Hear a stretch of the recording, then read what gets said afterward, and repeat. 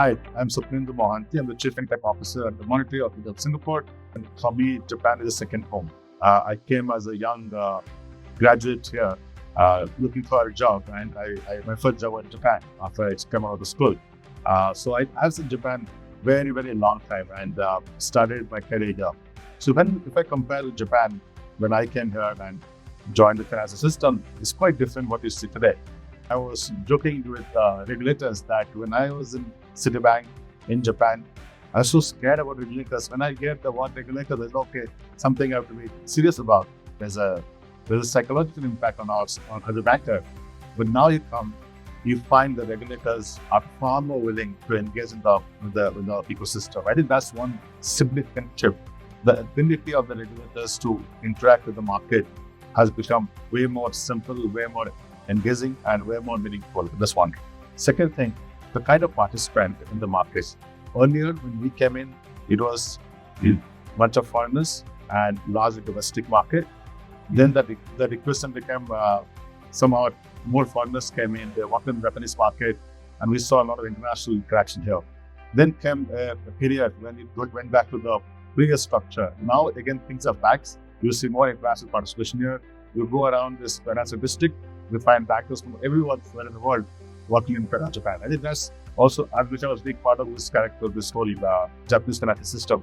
Second, which is extraordinarily to me as easily different, is when you get into the taxi. Earlier, you don't see any fintech in any of these taxis when you move around. Today, get in any taxi, there's a LCD screen, and you see the number of fintech companies trying to process the taxi payment. It clearly demonstrates that fintechs have now taken more mainstream role in daily life of Japanese people. We talked about Elevandi, and my dream about Elevandi is to use these forums. Primary focus is to bring people together and create the conducive environment to have the open dialogue. And it should be free from any agenda, from any constraint. Have an open dialogue in a safe environment. What I mean by safe, that should be respectful to each other. It's not an event where or a forum where you take a certain position and say that this is what the truth is. We try to put together a program where both parties have an equal say and in a way that we can engage each other so that it can be productive as an ecosystem. That's one objective.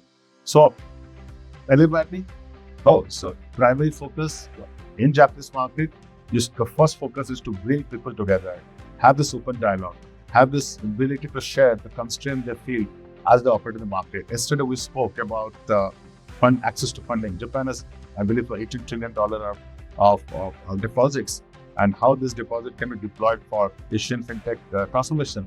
We spoke about how international companies can come to Japan and engage with local fintech and have collaboration. How do we bring that example to the forum and make it as a poster boy or poster child so that people can get inspired and more things you can see in Japan.